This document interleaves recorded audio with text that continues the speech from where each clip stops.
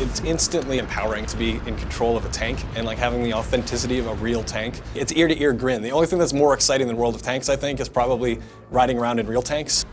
World of Tanks has a special, easy to learn, hard to master kind of design holy grail that is kind of magic.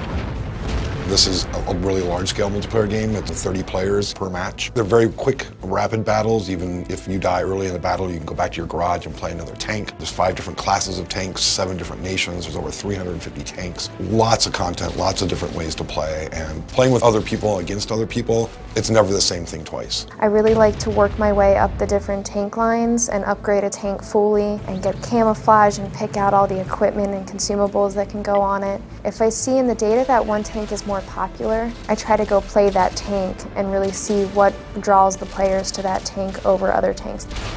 The growth has been phenomenal, and it's because we're supporting such a dynamic game, and because we're an online game, because we're always on, and because we're always adding content, and it's really, really exciting.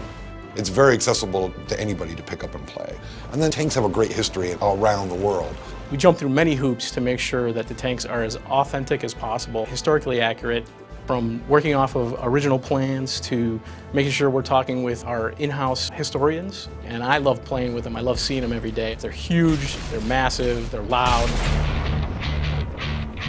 A lot of our maps are very historically informed. Pacific Islands is a good example, where we looked at some of the islands where there really were tank battles in the Pacific.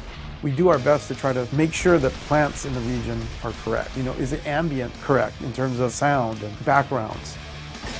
Between the Minsk team and here in North America, we've built a pretty amazing multi-channel recording library of tanks. We've done recordings of ballistics, explosions, guns, everything that you can imagine that you can get from a war scenario. We've like gone out and captured it and integrated it into the game.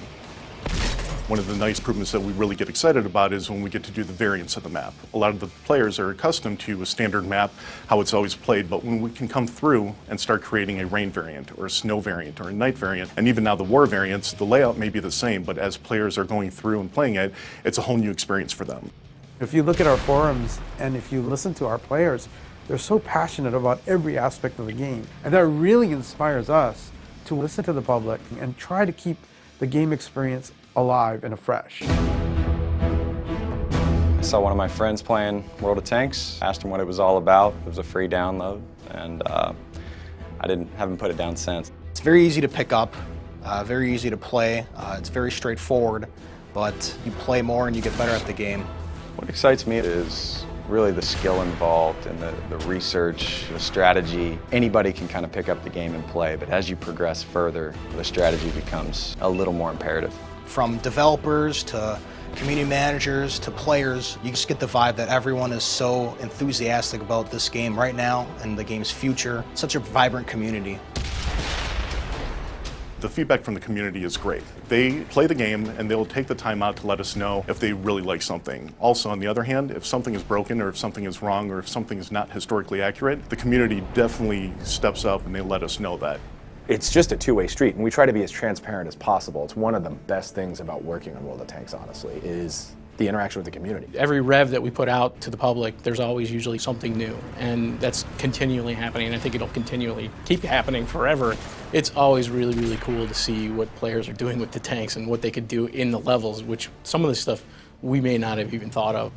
It's a game that really challenges you, and that kind of challenge is what really excites gamers and explains the success that it's had. The great thing about a games as a service, which World of Tanks is it's ongoing every day. It's evolving. For players to be able to write in suggestions like, you know what we think would make the game great is if you added this, or we'd love to be able to track this stat. And they're like, hey, I can do that. And the game, it just continues to evolve. We're never at a shortage of what to do next or how to improve the game next. There's just so many big things that we have on the table right now and that we're going to be pushing into the game in the future.